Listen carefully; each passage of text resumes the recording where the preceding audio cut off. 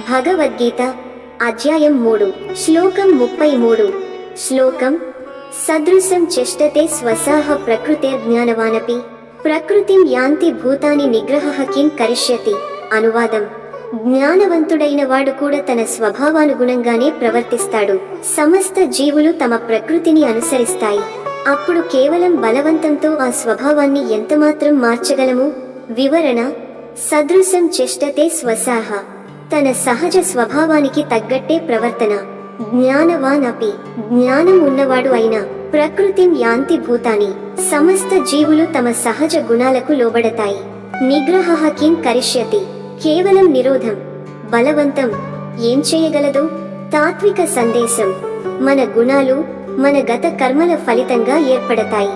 కేవలం బాహ్య నియమాలు కాకుండా అంతర్గత చైతన్యం మారాలి.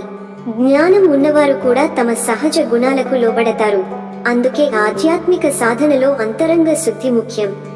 ఉదాహరణ: ఒక నది ప్రవాహాన్ని కాసేపు అడ్డుకున్నా నీరు చివరికి తన దారిలోనే ప్రవహిస్తుంది. అలాగే మన స్వభావాన్ని బలవంతంతో ఆపినా అంతర్గత మార్పు లేకపోతే అది తిరిగి బయటపడుతుంది. ఎండ్ నోట్: బలవంతం కాదు, అంతరంగ మార్పే శాశ్వత ఫలితం ఇస్తుంది. ఓం శాంతి శాంతి శాంతి.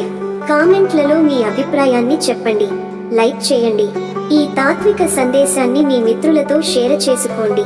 తదుపరి శ్లోకానికి ఛానల్ సబ్స్క్రైబ్ చేయండి. ధన్యవాదములు. జై శ్రీ కృష్ణ.